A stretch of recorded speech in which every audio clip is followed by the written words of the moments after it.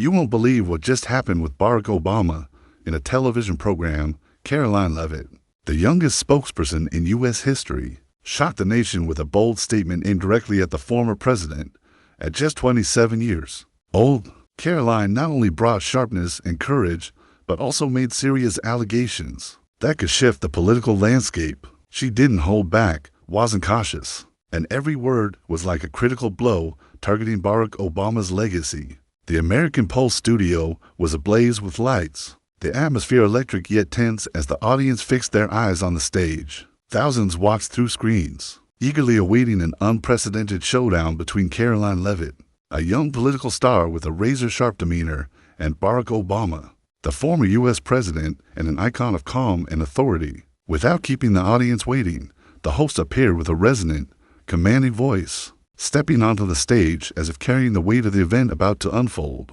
"Ladies and gentlemen," he began, powerful and full of vigor, "welcome to a historic moment." He paused, his gaze sweeping over the hushed audience.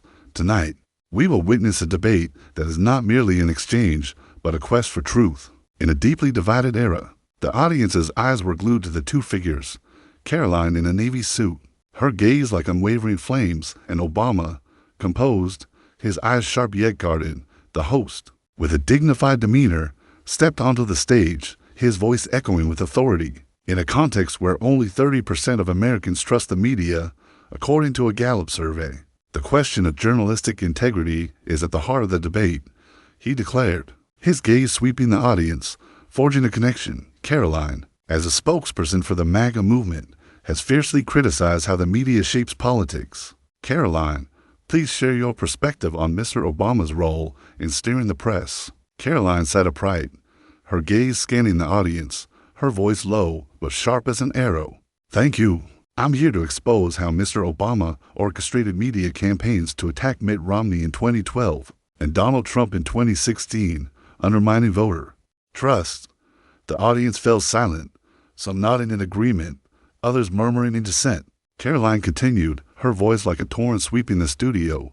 "Mr. Obama, you claim to be a uniter, but you coordinated with media outlets to craft negative narratives to tear down opponents." She gestured, and a large screen displayed a timeline, key dates in 2012 and 2016, with headlines of negative articles about Romney and Trump.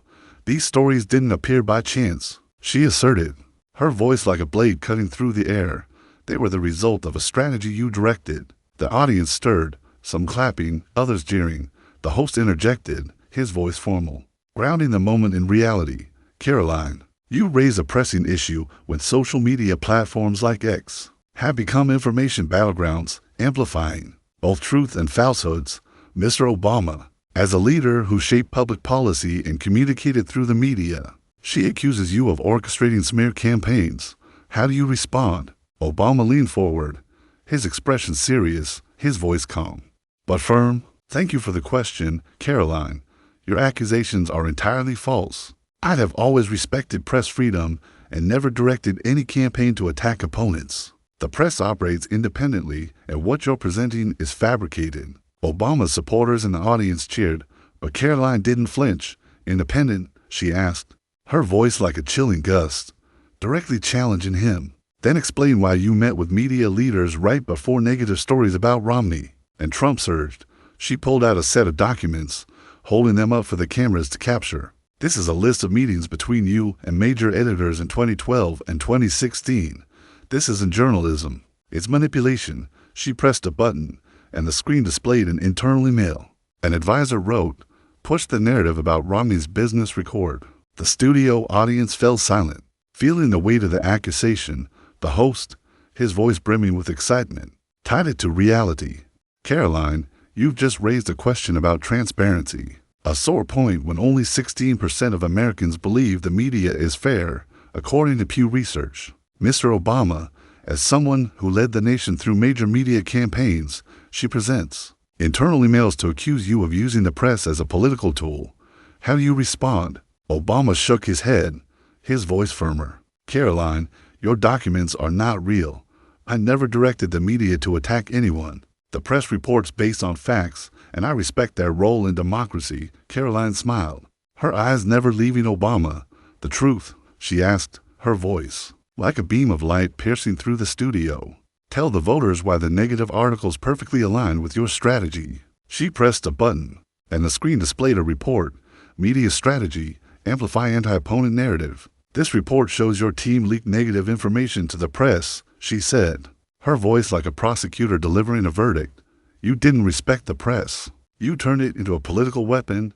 The audience fell silent. The camera slowly panned across tense faces, then returned to the stage. Karoline, in her powerful navy suit, stood tall, her eyes blazing with an unyielding spirit. Across from her, Barack Obama maintained his composure, but a hint of caution appeared in his eyes, the sign of a politician realizing the storm had truly begun. The host stepped to the center of the stage, his demeanor dignified, his warm voice like a thread studying the rising heat of the atmosphere. Ladies and gentlemen, as public trust in the media continues to erode, with only about 34% of Americans believing the press reports accurately. According to a recent Gallup poll, the question Karoline raises about media ethics and the power of politicians is one we cannot ignore, but today's debate goes beyond that. He turned to the audience, his gaze connecting with them as if drawing them into the heart of the clash. For in the context of escalating tensions in the Middle East, with drone attacks, sanctions, and negotiations intertwining, a critical question arises. What will America's role be? And more importantly, are the legacies left behind a step forward or a burden? He turned to Karoline. Karoline, with your strong stance on national security and global leadership, how do you assess the Iran nuclear deal under President Obama? One of the most celebrated yet controversial foreign policies of the past decade. The air on the stage seemed to freeze, making way for the next responsive battle of wits where every word could reshape historical memory and voter expectations. Karoline leaned forward, her eyes locked on Obama, her voice low but sharp as a blade. Thank you. Mr. Obama calls the Iran deal an achievement, but I'm here to expose it as a dangerous agreement signed to polish his legacy. At the expense of risks to America and allies like Israel, the audience grew quiet, some murmuring in agreement, others shaking their heads in dissent. Karoline continued, her voice like a mighty river sweeping the studio. You empowered Iran, funded terrorism, and weakened regional security. She gestured, and a large screen displayed a chart. Iran's military spending increased by 40% after the deal. This isn't peace, she declared, her voice like an arrow flying straight. This is a concession that endangers the world. The host picked up. Karoline, you call the deal a concession. A concern when recent reports show Iran's increased military spending, causing unease for allies like Israel. Mr. Obama, as the architect of the deal, you've claimed it blocked Iran's nuclear ambitions. She accuses you of endangering security.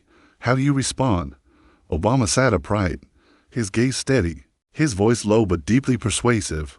Thank you for the question, Karoline. Calling the deal a concession is false. This agreement stopped Iran from developing nuclear weapons, recognized internationally as a diplomatic step forward. Your chart lacks context, and I reject the notion that it harms security. Obama's supporters and the audience applauded, but Karoline remained unshaken. A diplomatic step forward, she asked, her voice like a chilling gust, directly challenging the blocked nuclear weapons claim. Then explain why Iran received $1.7 billion in cash right after the deal, which you call legitimate. She pressed a button, and the screen showed an internal email.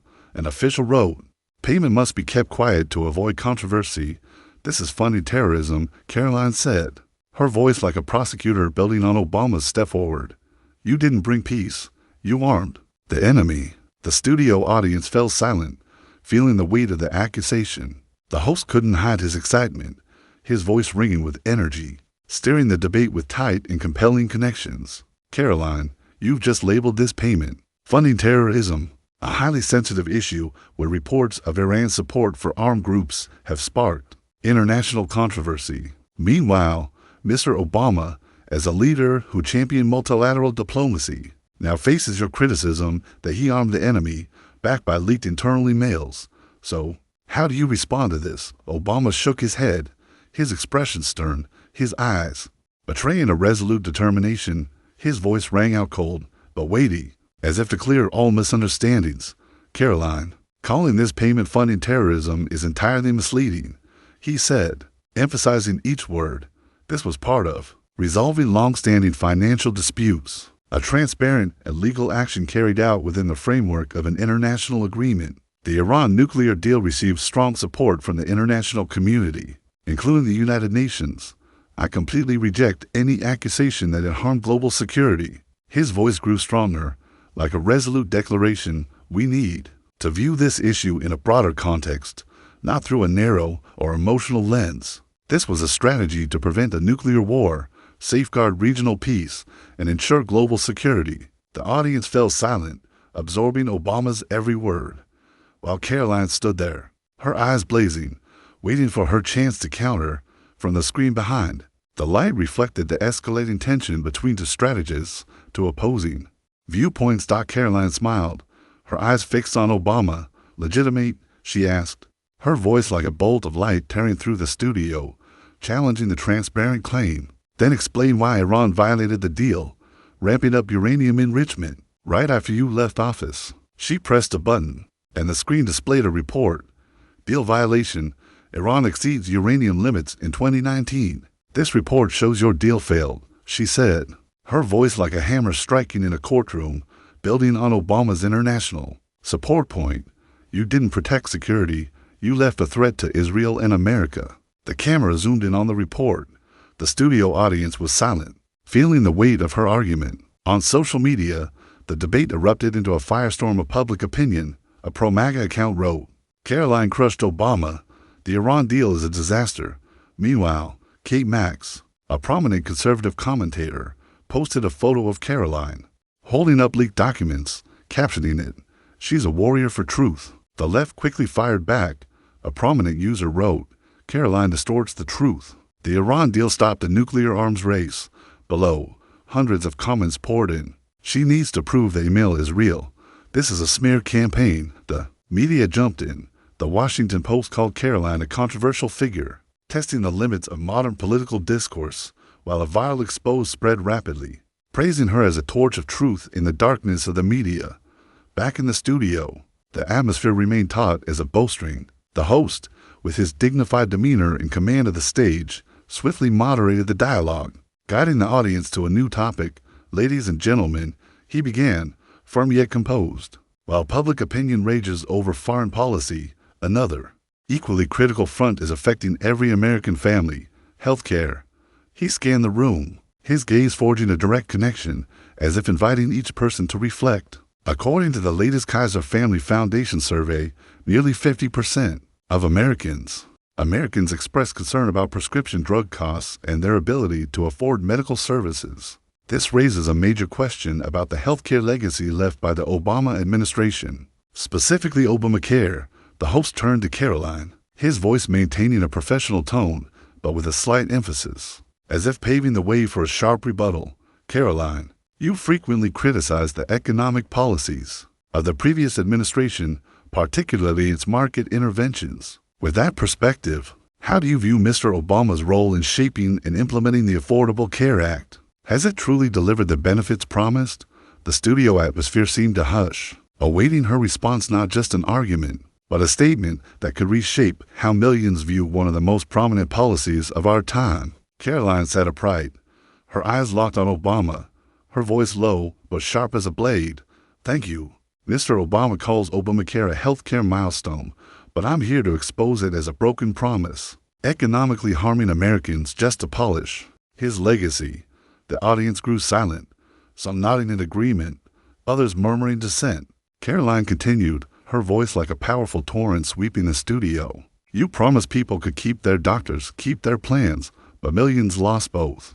Facing skyrocketing costs, she gestured, and the large screen displayed a chart showing insurance costs, rising 25% since Obamacare's implementation. This isn't healthcare, she declared, her voice like an arrow piercing the air. This is an economic burden on Americans. The host stepped forward, the stage lights casting a soft glow on his face, his voice ringing with formality, like a bridge extending the debate. Karoline, you call Obamacare an economic burden, a controversial claim, especially as recent insurance industry reports show steadily rising costs, putting pressure on middle-class and low-income households. He turned to Obama, maintaining an objective yet incisive tone. Mr. Obama, as the architect of the Affordable Care Act. You've claimed it expanded coverage to millions of Americans. Yet Karoline accuses this legacy of coming at an economic cost. How do you respond to the argument that your policy is harming the very people it was meant to help? Obama sat upright, hands clasped in front of him, his gaze steady. When he spoke, his voice was low, clear, and carried the rebuttal of a policymaker who had weathered many storms. Thank you for the question, Karoline. Calling Obamacare a burden is not only an oversimplification, it's a distortion. He paused briefly, his eyes not leaving Karoline. We expanded coverage to over 20 million Americans. That's not a promise, it's a fact. The uninsured rate dropped to historic lows. The figures you cite about costs lack context. They don't account for subsidies, don't mention protections for those with pre-existing conditions, and don't compare to the medical costs that were already skyrocketing for decades prior. His voice grew firmer, as if speaking for the millions who benefited from the policy. This law isn't perfect, and I never claimed it was the final solution. But if we're talking about burdens, leaving millions to live without health insurance is the real burden morally, economically, and socially. The audience fell silent, but the studio atmosphere was primed for a counter-strike. The camera panned to Karoline, her eyes icy, as if preparing her next response. Obama's supporters in the audience applauded, but Karoline didn't flinch. 20 million insured, she asked, her voice like a chilling gust, directly challenging the healthcare milestone claim. She then explained why millions lost their preferred plans due to Obamacare's regulations. She pressed a button, and the screen displayed an internal email. An official wrote, "Need to mitigate backlash over individual plan cancellations. This is proof you knew people would lose their insurance," Karoline said, her voice like a prosecutor building on Obama's insurance point. "You didn't improve health care. You pushed Americans into financial chaos." The studio audience fell silent. Feeling the weight of the accusation, the host interjected, his voice brimming with excitement, tying it to reality and prior dialogue. "Karoline, you accuse Obamacare of causing financial chaos, a concern as American families grapple with healthcare costs. As the Kaiser survey highlights, Mr. Obama, as a leader who championed healthcare reform, she claims you knew people lost insurance, backed by internal emails. How do you respond?" Obama shook his head, his voice firmer, building on Karoline's chaos point. "Calling Obamacare chaos is misleading. That email isn't real. This law improved healthcare access, protected those with pre-existing conditions, and is supported by most Americans. I reject the accusation that it caused financial harm." Karoline smiled, her eyes fixed on Obama. "Supported?" she asked, her voice like a bolt of light tearing through the studio, challenging the majority's support claim. "Then explain why insurance costs skyrocketed, pushing families into debt." She pressed a button, and the screen displayed a report. Obamacare impact, insurance costs up 25% from 2010 to 2018. "This report shows your cost-saving promise was a lie," she said, her voice like a hammer striking in a courtroom. Building on Obama's improved healthcare point, you didn't help Americans. You prioritized your legacy over their needs. The camera zoomed in on the report. The studio audience was silent, feeling the weight of her argument. The audience watched intently, fully engrossed in the escalating clash between Karoline Leavitt and Barack Obama. On stage, the atmosphere settled like still water before a storm. The host, professional in demeanor, his voice resonant with the weight of the event, stepped to the center of the stage, serving as the mediator between two opposing worldviews. "Ladies and gentlemen," he began, composed but focused. "In an era where trust in politics is under strain, the question of former leaders' roles after leaving office grows increasingly urgent. Many Americans question the behind-the-scenes influence, the forces believed to still shape the nation's direction, even after leaving power." He paused, his gaze sweeping across the audience, as if inviting them into a broader inquiry. "Karoline," he continued, "with your firm stance on power transparency and post-tenure accountability, I want to ask, former President Obama pledged to step back from politics after leaving the White House, but given his statements, indirect advocacy campaigns, and the influence attributed to him in current political organizations and platforms, how do you assess his true role in the post-presidency period?" Karoline sat upright, her eyes locked on Obama, her voice low, but sharp as a blade. "Thank you, Mr. Obama claimed he would focus on philanthropy post-presidency. But I'm here to expose how he continued to manipulate American politics from behind the scenes through nonprofit organizations to undermine the Trump administration. The audience fell silent, some nodding in agreement, others murmuring dissent. Karoline continued, her voice like a powerful stream sweeping the studio. He funded anti-Trump movements, stirring political chaos to maintain his influence. She gestured, and the large screen displayed a chart. Funding from Obama-linked organizations rose 50% from 2017 to 2020. This isn't philanthropy, she declared, her voice like an arrow slicing through the air. This is a strategy to retain power, the host interjected. Karoline, you call this a strategy to retain power, a concern as nonprofits increasingly shape public policy, raising debates about transparency. Mr. Obama, Karoline accuses you of disrupting politics through funding movements. As a former leader who pledged non-interference, how do you respond? Obama sat upright, his gaze steady, his voice low but persuasive, building on Karoline's strategy point. Thank you for the question. Karoline, accusing me of manipulating from behind the scenes is false. Post-presidency, I focused on philanthropy and education, not political interference. Your chart lacks context, and I reject the notion that I undermined any administration. Obama's supporters in the audience applauded. But Karoline didn't flinch. Education, she asked, her voice like a chilling gust, directly challenging the non-interference claim. Then explain why. Your organizations funded millions for anti-Trump movements. She pressed a button, and the screen displayed an internal email. An advisor wrote, increase funding to civic groups to maintain political pressure. This is proof you directed from the shadows, Karoline said, her voice like a prosecutor building on Obama's philanthropy point. You didn't leave politics, you built a network to disrupt. The studio audience fell silent. Feeling the weight of the accusation, the host's voice brimmed with excitement. Karoline, you claim Mr. Obama built a disruptive network, a sore point as NGOs increasingly influence politics, raising questions about transparency. Mr. Obama, Karoline presents an internal email accusing you of sustaining political pressure. How do you respond to your post-presidency role? Obama shook his head, his voice firmer, building on Karoline's disrupt point. Calling me disruptive is misleading. That email isn't real. The organizations I'm linked to focus on education and civic rights, not politics. I reject any accusation that I manipulated politics from behind the scenes. Karoline smiled, her eyes fixed on Obama. Civic rights? She asked, her voice like a bolt of light tearing through the studio, challenging the education claim. Then explain why your organizations funded anti-Trump protests, deepening national divisions. She pressed a button, and the screen displayed a report.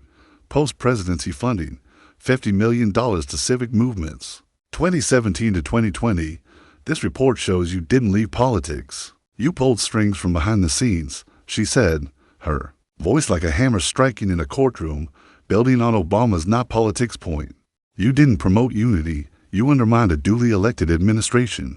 The studio remained ablaze with lights. The atmosphere was taut as a bowstring after the heated debate over media, the Iran nuclear deal, healthcare policy, and post-presidency roles.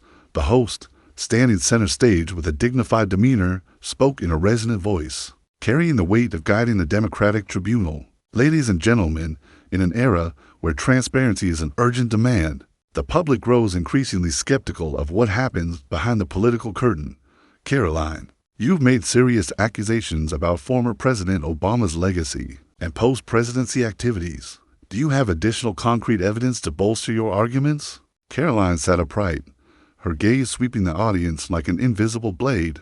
Her voice rang out, low but sharp, as if commanding the studio's atmosphere with every breath. To prove what I've stated, I bring evidence from the independent sources, investigative journalist Daniel Harper, and former staffer Sarah Mitchell, people who were inside the system. Mr. Obama wants to keep hidden. The audience held its breath. The space seemed to freeze as Karoline continued, her voice now a powerful current sweeping away all defenses. These documents expose the truth Mr. Obama doesn't want the public to know. She gestured, and a large screen behind her lit up, displaying a document titled Internal Pressure to Conceal Iran Deal Violations. Exclusive report by Daniel Harper. Harper uncovered a chain of internal emails showing Mr. Obama was informed that Iran violated the terms, and he personally directed that information be kept secret. She said, her voice razor sharp. This isn't quiet diplomacy. This is systematic deception.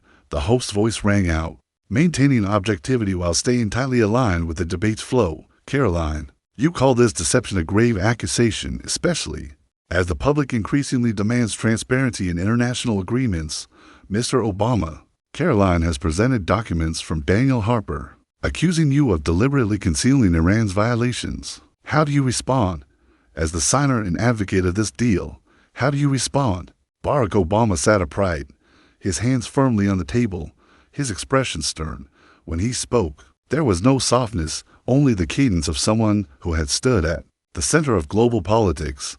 Thank you for the question, Karoline. Your documents are not authentic. The Iran deal was overseen by a rigorous international inspection system, independent agencies not controlled by any government. There is no evidence I concealed violations. He leaned slightly forward, his voice resolute. These accusations are not only false, they are an attempt to distort history for short-term political gain. Obama's supporters in the audience erupted in applause, but Karoline didn't yield. She tilted her head, her eyes locked on Obama. Distort, she said, her voice ringing like metal striking back. Then why did Sarah Mitchell, a former staffer at your organization, confirm you directed funding to anti-Trump groups? She pressed a button, and the screen displayed a memo, $10 million allocated to civic organizations to increase political pressure. Barack Obama's directive. This is proof, she continued, her voice sharp and accusing, that you didn't step away from politics. You were pulling strings from behind the scenes. You didn't build democracy, you manipulated it. The studio fell silent, the weight of the accusation palpable. The host stepped forward, his voice precise and reflective of the tension. Karoline, you call this political string-pulling a major accusation, especially as Americans grow wary of the influence of NGOs on domestic policy. Karoline has presented a memo from Sarah Mitchell, claiming you directed funding to influence politics. How do you respond regarding your post-presidency activities? Obama shook his head, his voice growing firmer as he directly countered the string-pulling claim. That memo does not reflect the truth. The organizations I'm involved with focus on civic education, promoting democratic participation, and supporting minority communities. They do not serve partisan political goals. He leaned toward Karoline, his gaze resolute. I completely reject the accusation that I'm manipulating American politics from behind the scenes. That's a distortion of the motives and work of hundreds of people trying to do what's right. Karoline didn't flinch.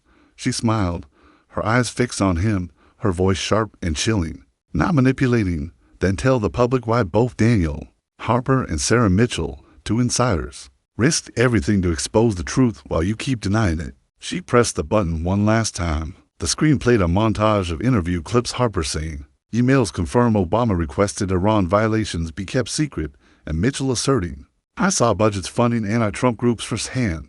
This is the truth, not something I fabricated, but from people who worked under you. Her voice was steady but heavy, like a hammer striking a gavel. You're not transparent. You manipulate. You didn't step back. You control. The studio was deathly silent.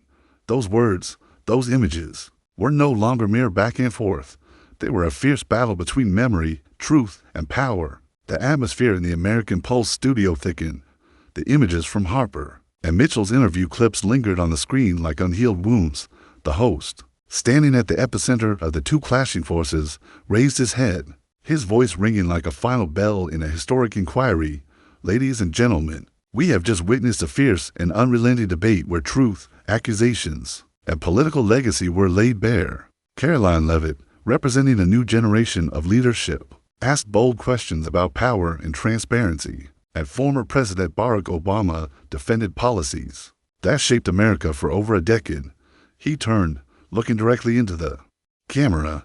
Whether you agree or disagree, whether you support Karoline or Obama, the truth is clear. Democracy is only strong when there is dialogue, when hard questions are asked, when even the most powerful figures cannot escape scrutiny. He paused, bowing slightly. Thank you for joining us on this emotional evening. I'm Nathan Grant, and this is the American Pulse, where truth does not shy away. The stage lights soften, the frame widening as the audience began to stand, applauding the clap both respectful and stirred. Karoline and Obama didn't shake hands, but nodded like the fighters leaving the ring, each carrying their own convictions. On social media, posts continued to spread. One account wrote, "Karoline dominated. Obama can't deny it." The left countered, "Karoline's a disruptor. Obama is a progressive icon." The media polarized. CNN called Karoline a provocateur, while Fox News hailed her as a reformer. At an outdoor public rally in Wisconsin, the vibrant sunset illuminated the stage where Karoline Leavitt stood before thousands waving Truth First banners. The atmosphere was electric, reflecting the wave of change sparked by the debate at the American Pulse. Cameras captured every moment, live streaming to millions. Karoline, in her navy suit, her eyes like unwavering flames, gripped the microphone, her voice resounding like a torrent. The confrontation with Mr. Obama wasn't just a debate. It was the spark igniting a movement demanding truth from leaders, she declared. The crowd erupted in cheers, banners fluttering in the wind. From the media, the Iran deal, Obamacare, to post-presidency influence, I asked questions to reclaim American trust, she continued, her voice like a sharpened blade. The crowd cheered, applause crashing like waves. Karoline pressed on, her voice capturing every heart. Journalist Daniel Harper and former staffer Sarah Mitchell risked everything to expose the truth. What is you, the American people, who are the real force? The large screen behind her displayed scenes of community workshops with Truth First banners. Citizens discussing transparency, my legacy, she said. Her voice like an arrow flying true, is a movement empowering you to verify the truth. From small towns to the Capitol, the crowd exploded. On social media, a user wrote, "Karoline is the torch of truth." The debate's ripples spread wide. Fact-checking organizations released new reports re-examining the Iran deal and post-presidency funding. Community groups held workshops on leadership accountability inspired by Karoline. On X, the hashtag Truth First movement grew, urging citizens to verify sources, yet polarization deepened. The left launched campaigns defending Obama, with posts stating, "Obama is a progressive icon. Karoline divides." Meanwhile, MAGA amplified support for Karoline, widening the political divide. Obama appeared at a charity event, his gaze pensive, his voice calm during an interview. "Karoline has the right to ask questions," he said, building on the debate's impact, "but her accusations are wrong. My legacy is serving the people with integrity, and I believe the public will see that." His supporters applauded, but on X, reactions split. The left praised him, while MAGA opposed.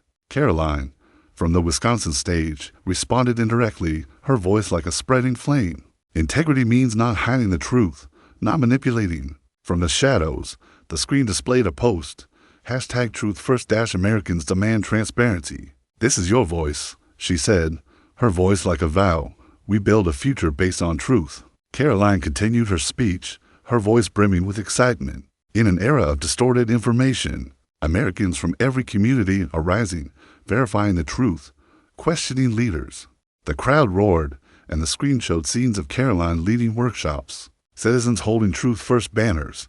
"We're not just challenging the past, we're building a transparent future," she declared, her voice like a prosecutor, delivering a verdict. The footage went viral on social media, garnering millions of views, cementing Karoline's legacy. Before the stage, Karoline stood still for a moment amid thunderous applause. She looked out at the sea of people before her: farmers, workers, students, veterans. People who didn't just come to hear a speech, but to witness a milestone. The moment politics ceased to be the story of the ruling class and became the reclamation of the public's voice. She said, her voice warm, no longer sharp like a blade, but a rallying cry. "We don't wait for transparency, we create it." Those words seemed etched into the sunset air, echoing skyward, spreading across social media. Clips from Karoline's speech trended globally, translated into multiple languages, and shared even by those previously indifferent to politics. The story of Karoline Leavitt and Barack Obama isn't about winning or losing. It's a story of the clash between legacy and ambition, between defending the past and shaping the future, and ultimately, as in every true democracy, the people are the ones who write the next chapter. The confrontation between Karoline Leavitt and Barack Obama at the American Pulse reflects the state of political polarization and the demand for transparency in American society today. The details in the story, from accusations of media manipulation, the Iran deal, Obamacare, to post-presidency influence, touch on real issues Americans face: distrust in the press, concerns about foreign policy, rising healthcare costs, and the influence of hidden forces, Karoline's use of charts, internal emails, and evidence from journalist Daniel Harper and former staffer Sarah Mitchell to challenge Obama, reflects a growing trend among Americans to rely on independent information and social media to verify the truth. The #TruthFirst movement, with community workshops and banners in Wisconsin, demonstrates the power of the people when they unite to demand accountability from leaders. While the polarization seen in posts and media reactions highlights the deep political divide, a lesson for real life is that Americans should proactively verify information and engage in community discussions like the #TruthFirst movement in the story to ensure leaders are held accountable instead of letting polarization like that between MAGA and the left paralyze progress. Learn from Karoline, use concrete evidence, ask sharp questions, and foster open dialogue. Join local forums, check sources on reliable platforms, and demand transparency from authorities. As Karoline challenged Obama, at the same time, avoid letting divisive emotions dominate. Focus on the truth, like Harper and Mitchell, to build a fairer and more transparent society. Subscribe to our channel to join us in continuing to uncover the truth and promote transparency movements like #TruthFirst. Thank you for watching. See you in the next video to continue the journey of verification and shaping the future.